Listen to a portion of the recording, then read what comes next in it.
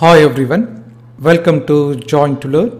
ಇವತ್ತಿನ ಒಂದು ಸೆಷನ್ನಲ್ಲಿ ಕೃಷಿ ಅಧಿಕಾರಿ ಮತ್ತು ಸಹಾಯಕ ಕೃಷಿ ಅಧಿಕಾರಿ ಹುದ್ದೆಗಳ ಪರೀಕ್ಷೆಯ ತಯಾರಿಯ ಭಾಗವಾಗಿ ಕೃಷಿ ವಿಷಯಕ್ಕೆ ಸಂಬಂಧಿಸಿದಂತೆ ಇವತ್ತಿನ ಒಂದು ಸೆಷನ್ನಲ್ಲಿ 29ನೇ ಕ್ಲಾಸನ್ನು ಚರ್ಚೆ ಮಾಡೋಣ. ಇವತ್ತಿನ ಕ್ಲಾಸ್ನ topic requirement of ideal seed bed. ಈ ವಿಷಯದ ಕುರಿತು ಚರ್ಚೆ ಮಾಡ್ತಾ ಹೋಗೋಣ. ಮೊದಲನೇದಾಗಿ, ideal seed bed is crucial for the successful establishment and growth of crops. Seed bed, ಅದರಲ್ಲೂ ಕೂಡ ಐಡಿಯಲ್ ಸೀಡ್ ಬೆಡ್ ಯಾಕೆ ಇಂಪಾರ್ಟೆಂಟ್ ಆಗುತ್ತೆ ಅಂತಂದರೆ, for the successful establishment and growth of crops. So ಒಂದು ಬೆಳೆಗಳ ಅಥವಾ ಸಸಿಗಳ ಒಂದು ಬೆಳವಣಿಗೆಗೆ ಐಡಿಯಲ್ ಸೀಡ್ ಬೆಡ್ ಬಹಳಷ್ಟು ಇಂಪಾರ್ಟೆಂಟ್ ಆಗುತ್ತೆ. ಆ seed bed refers to, seed bed ಅಂತ ಯಾವುದಕ್ಕೆ ಕರಿತೀವಿ ಅನ್ನೋದು ತಮಗೆ ಗೊತ್ತಿರಬೇಕು. So seed bed refers to the top layer of soil where seeds are sown. ಸೀಡ್ಸ್ಗಳನ್ನು ನಾವು ಎಲ್ಲಿ ಸೋನ್ ಮಾಡ್ತೀವಿ, ಎಲ್ಲಿ ಅದನ್ನು ಬಿತ್ತನೆ ಮಾಡ್ತೀವಿ, the top layer of soil where seeds are sown, that referred as a ideal seed bed or seed bed. And it needs to meet several conditions.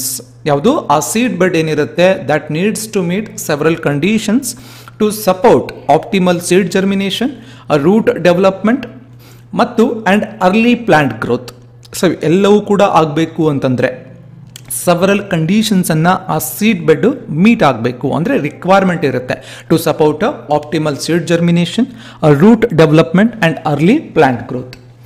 The goal is to create a favorable environment. So goal ಏನು ಅಂತಂದರೆ to create a favorable environment for seeds.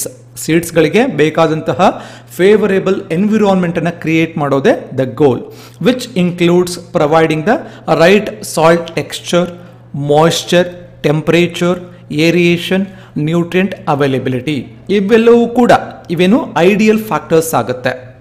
So the goal is to create a favorable environment to seeds, which include ಯಾವ್ದು environment part ಆಗುತ್ತೆ. favorable environment part ಯಾವ್ದು?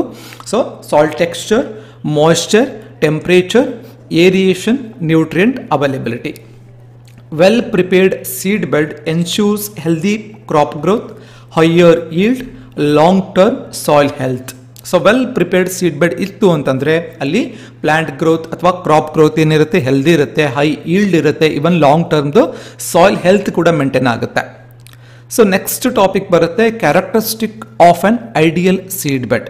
Characteristics of on ideal seed bed. First characteristic ಏನು ಅಂತಂದರೆ fine and firm soil structure. ಇದು first characteristic ಆಗುತ್ತೆ. The seed bed should have fine crumbly texture to ensures good seed to soil contact. Fine soil particles allow seeds to be surrounded by soil, promoting even moisture absorption and enabling roots to access nutrient easily. So the seed bed nalli namge enen beku, should have a fine crumbly texture irbeku to ensure a good seed to soil contact. ಮತ್ತು fine soil particles ಇತ್ತು ಅಂತಂದರೆ that allows seeds to be surrounded by soil, promoting even moisture absorption and enabling the roots to access nutrients easily. However the soil should not be too loose or too compact. Too loose ಇರಬಾರ್ದು, too compact ಇರಬಾರ್ದು. A firm base beneath the seed allows proper root anchorage while the top layer remains soft enough for seedling to emerge. Next characteristic ಬರುತ್ತೆ proper aeration.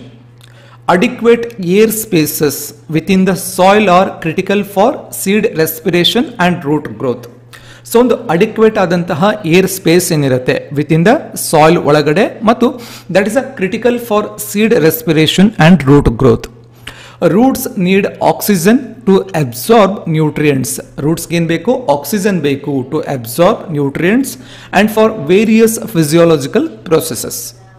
Overly compacted soils restrict air movement. ತುಂಬ ಒಂದು compact soil ಇತ್ತು ಅಂತಂದರೆ